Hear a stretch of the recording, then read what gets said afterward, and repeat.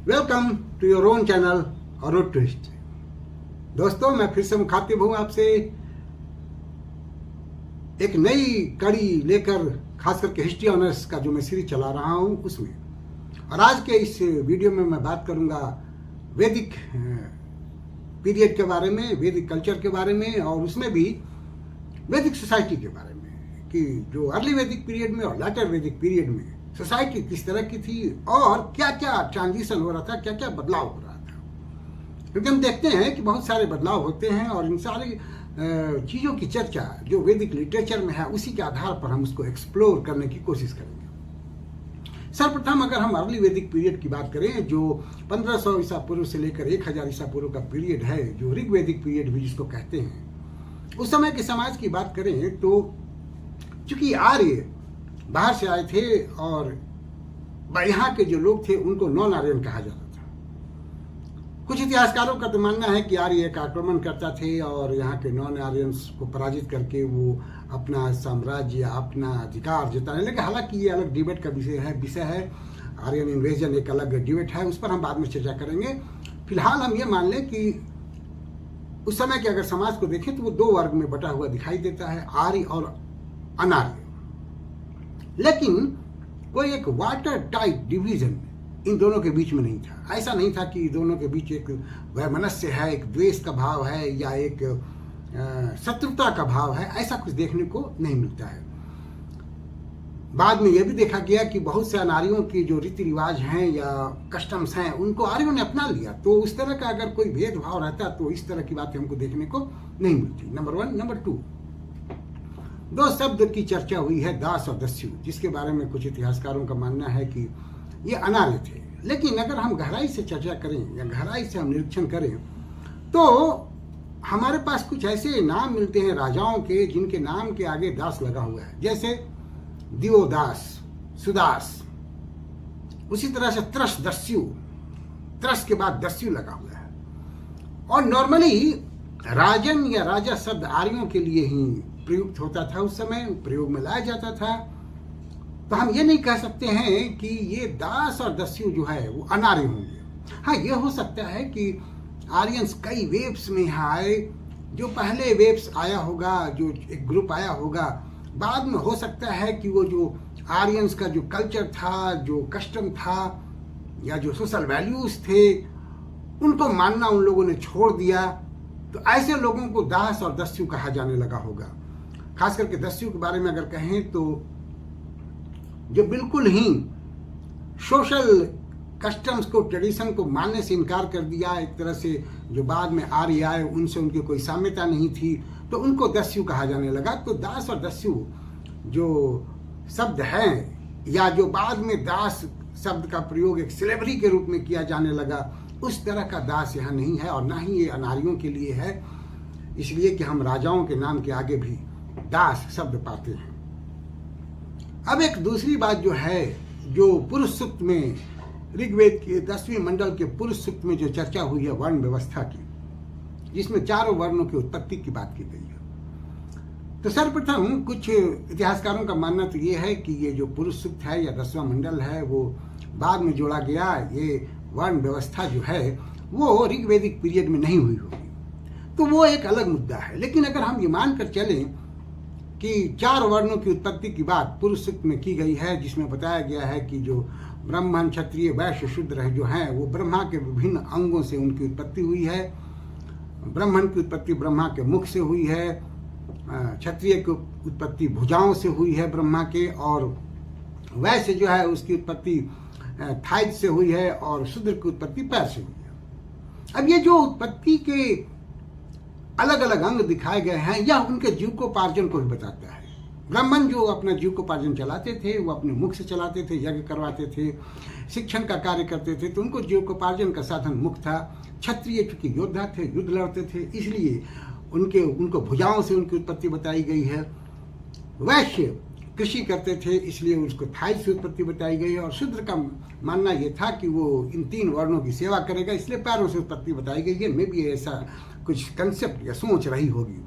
लेकिन ये जो वर्ण व्यवस्था है ये जन्म आधारित नहीं था, कर्म आधारित था। अपने कर्मों के हिसाब से कोई भी व्यक्ति अपना वर्ण चुन सकता था, उस वर्ण में शामिल हो सकता था। ऐसे भी उदाहरण मिलते हैं, या ऐसा हो सकता था कि एक ही पिता के अगर 4 पुत्र हैं तो चारों अपने अपने कर्मों के हिसाब से अलग अलग वर्ण में जा सकते थे। तो ये जन्म आधारित उस समय नहीं था, बाद में, बहुत बाद में चल के ये जन्म आधारित और फिर कास्ट की उत्पत्ति हुई, ये बाद की संरचना है। उस समय ऐसा कुछ नहीं था, नंबर 1। नंबर 2, यह एक लगता है कि ये श्रम विभाजन का एक साधन था ताकि समाज जो है जो एक संतुलित ढंग से चल सके, सारे कार्य संतुलित ढंग से हों। इसलिए हो सकता है कि एक श्रम विभाजन करने की ये कोशिश की गई होगी, वर्ण व्यवस्था बनाकर, वर्ण व्यवस्था का बंटवारा करके। तो ये एक बात होती है।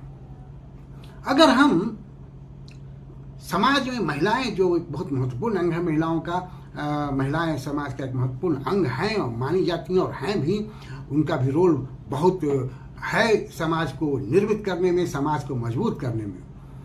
महिलाओं की स्थिति के बारे में अगर हम कहें तो ऋग्वेद के टाइम में या अर्ली वैदिक पीरियड के टाइम में महिलाओं की स्थिति बहुत मजबूत थी। महिलाएं बहुत ही सक्षम थीं, उनको सारे सामाजिक, राजनीतिक, आर्थिक और धार्मिक अधिकार प्राप्त थे। जो उस समय की 2 लेजिस्लेटिव बॉडी थी, सभा और समिति, उसमें समिति की सदस्य महिलाएं भी हो सकती थी, एडल्ट महिलाएं, जैसे पुरुष, एडल्ट पुरुष उसके सदस्य होते थे, महिलाएं भी हो सकती थी, अर्थात राजनीतिक अधिकार उनको प्राप्त था। अब अगर हम आर्थिक अधिकार की बात करें तो देखा यह गया कि ऋग्वेद के पहले से ही और ऋग्वेद के टाइम में भी जो सोसाइटी है वो एक ट्राइबल सोसाइटी है, पैस्चर सोसाइटी है।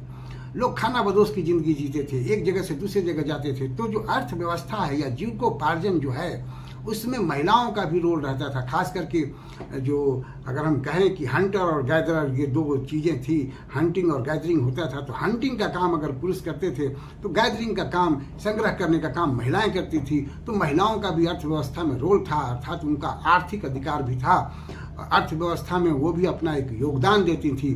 तो उनको ज़्यादा स्वतंत्रता थी आर्थिक मामलों में, तो आर्थिक अधिकार भी उनको था। अगर हम धार्मिक अधिकार की बात करें तो कोई भी यज्ञ या कोई सामान्य पूजा भी पुरुष अकेले नहीं कर सकता था, उसे अपनी पत्नी के साथ मिलकर ही कोई यज्ञ या पूजा करना पड़ता था। मतलब धर्म के क्षेत्र में महिलाओं को भी उतने ही अधिकार थे जितने पुरुष को थे। अगर हम आर्यों के धार्मिक अवस्था पर जब हम चर्चा करेंगे तो उस पर हम डिटेल बात करेंगे, लेकिन अभी यहाँ हम अगर थोड़ा बता दें तो जो धार्मिक स्थिति थी उसमें 33 देवी देवताओं की चर्चा की गई है, और उसमें जितनी भी देवियां थी अर्ली वैदिक पीरियड में, उन सबको इंडिपेंडेंट दिखाया गया है। वो स्वतंत्र हैं, वो किसी देवता के या देव समूह के या देव के अधीन नहीं है। तो जिस तरह से धर्म में देवियों को स्वतंत्र दिखाया गया है, उसी तरह से स्वतंत्रता का अधिकार समाज में भी महिलाओं को था। रही बात सामाजिक स्थिति की, तो समाज में महिलाओं को उपनयन का अधिकार था, अर्थात वो शिक्षा प्राप्त कर सकती थी। गंधर्व विवाह का अधिकार था, अर्थात वो अपना पति चुन सकती थी। इसके साथ ही महिलाओं को एक बहुत महत्वपूर्ण अधिकार दिया था जिसको नियोग का अधिकार कहते हैं। अर्थात अगर किसी महिला, शादीशुदा महिला का पति मर जाता है और वो निसंतान है तो उसको ये अधिकार था कि वो अपने पति के भाई के साथ शारीरिक संबंध बनाकर वो संतान पैदा कर सकती थी। तो ये नियोग का अधिकार भी उसको दिया गया था। अगर हम ओवरऑल बात करें महिलाओं की स्थिति के बारे में तो हम ये देखते हैं कि वो करीब करीब इक्वल लेवल पर थी पुरुषों के। उनको सारे अधिकार वो प्राप्त थे जो पुरुषों को थे। तो शायद ट्राइबल सोसाइटी की ये एक खूबी है। और आज भी हम अगर जो ट्राइबल सोसाइटी है भारत में, वहाँ जाकर हम सर्वे करें तो हम पाते हैं कि महिलाओं को पुरुषों के समान ही अधिकार है, उनको ज़्यादा स्वतंत्रता है बनिस्पत की जो सभ्य समाज है उससे। तो महिलाओं को बहुत सारे अधिकार प्राप्त थे। अगर हम स्लेवरी की बात करें, दासत्व की बात करें, तो दास प्रथा जैसी कोई भी चीज़ उस समय नहीं थी। जिस तरह से यूरोप में बाद में दास प्रथा हुई है, या प्राचीन काल में भी जो दासों की चर्चा होती है, जैसा कि अरिस्टोटल और प्लेटो दासों के बारे में बताते हैं, उस तरह की दास प्रथा कोई हमको देखने को नहीं मिलती है। हाँ, ये जरूर है कि ब्राह्मणों को जब गाय दान में दिया जाता था तो दास और दासियां दान में दिए जाते थे, लेकिन उनके साथ कोई दुर्व्यवहार नहीं किया जाता था या दासों जैसा व्यवहार नहीं किया जा सकता था, उनका शोषण नहीं किया जाता था। तो एक इंस्टीट्यूशन के रूप में या एक क्लास के रूप में हम ये नहीं कह सकते हैं कि दास प्रथा जैसी कोई चीज अर्ली वैदिक पीरियड में या ऋग्वैदिक पीरियड में थी। तो अगर हम देखें तो एक सोशल फॉर्मेशन की स्थिति थी।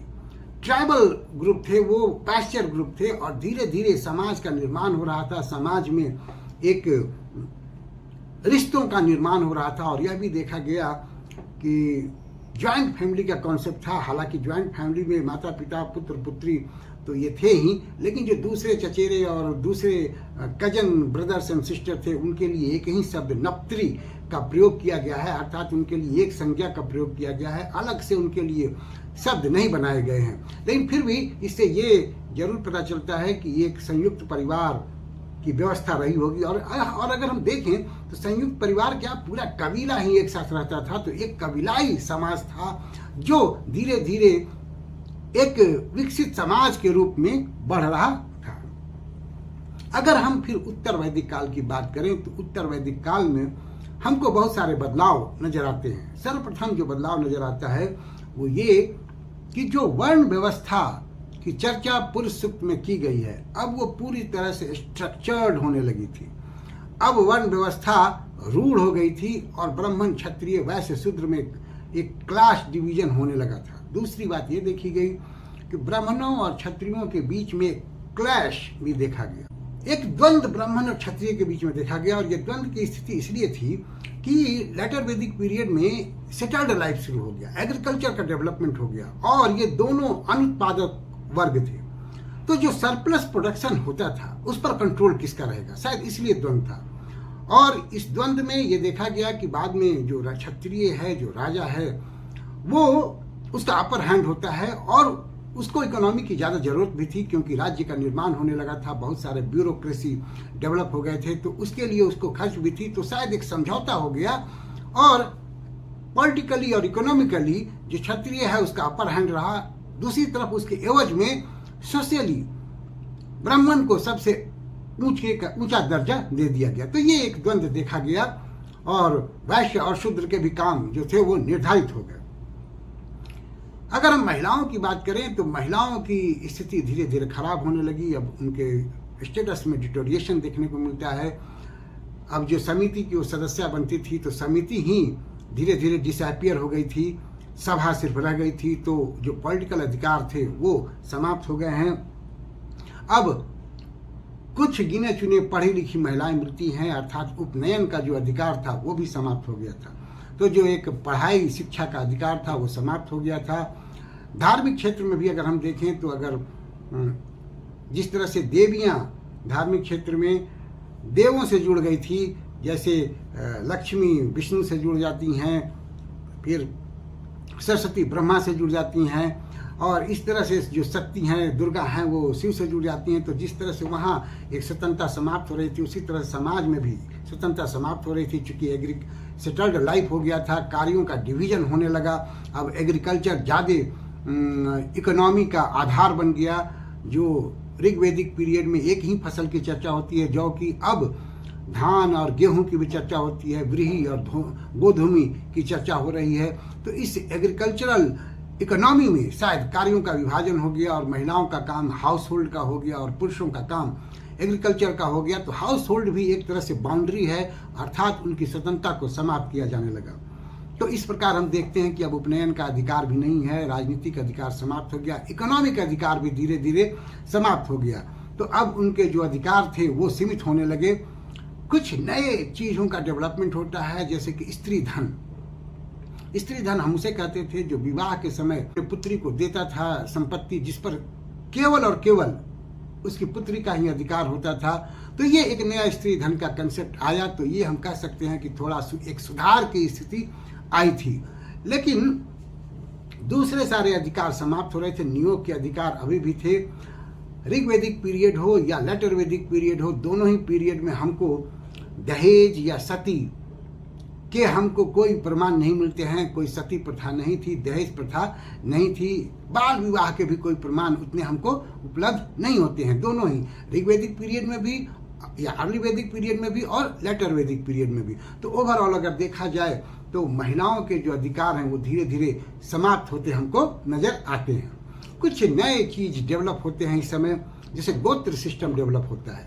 गोत्र सिस्टम शायद इसलिए डेवलप किया गया कि जब सेटल्ड लाइफ शुरू हो गई, लोग जहां उनको लैंड था, जहां एग्रीकल्चर लैंड मिलता था, वहां सेटल होने लगे। तो जो पुराना कबीला था वो टूटने लगा, और वो किस कबीले से बिलोंग करते हैं, कौन उनका मूल है, शायद उसको याद रखने के लिए एक गोत्र सिस्टम को डेवलप किया गया।